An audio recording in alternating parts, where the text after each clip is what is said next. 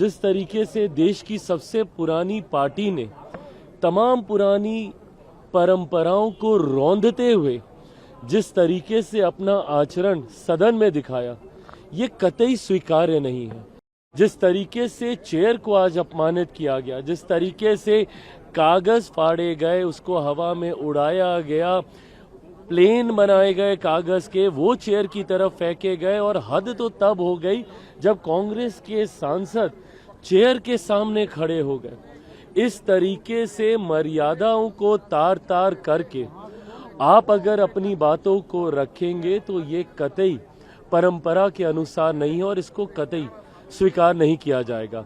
जिस तरीके से देश के गांव को मजबूती देने की सोच के साथ जी राम जी की योजना को लाया गया, जहां पे गरीबों को सशक्त करने की सोच, गांव और शहर की दूरी को कम करने की सोच। महात्मा गांधी जी ने कहा था कि भारत की आत्मा गांव में बसती है। उन गांव को मजबूती देने की सोच के साथ इस योजना को लाया गया है। पर जिस तरीके से इस विधेयक के पारित करने में विपक्ष की भूमिका रही, मुझे लगता है वो पूरी तरीके से शर्मनाक है। आज जिस तरीके से देश की सबसे पुरानी पार्टी ने तमाम पुरानी परंपराओं को रौंदते हुए जिस तरीके से अपना आचरण सदन में दिखाया, ये कतई स्वीकार्य नहीं है। आप विरोध कीजिए, विरोध का अधिकार है आपको। अगर परेशानी है, अपनी परेशानी को आप व्यक्त कीजिए, ये अधिकार है आपको। पर मर्यादाओं को ध्वस्त कर आप अपनी सोच को बढ़ाना चाहें, ये कतई स्वीकार्य नहीं हो सकता।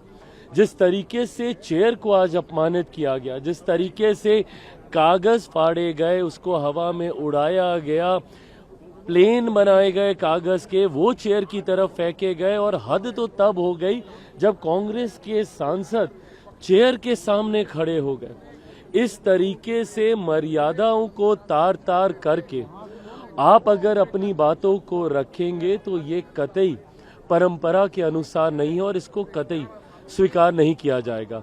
अगर आपको विधेयक को लेकर कोई चिंता है, आप अपनी बातों को रखिए। और कल 8 घंटे की चर्चा हुई है भैया, 99 लोगों ने उसमें पार्टिसिपेट किया है। पूरा मौका आपको दिया गया अपनी बात को रखने का, पर उसके बाद इस तरीके का आचरण ये गलत है, ये मर्यादाओं के अनुरूप नहीं। और कांग्रेस जैसी पार्टी जो देश की सबसे पुरानी पार्टी है, उसने परंपराओं को ध्वस्त करने का काम किया, ये गलत है। कांग्रेस का कहना है कि नाम क्यों बदलना है भैया, नाम बदलने की बात नहीं है, ये एक नई योजना है, योजनाओं का विस्तार है। क्या नरेगा को मनरेगा नहीं किया गया था?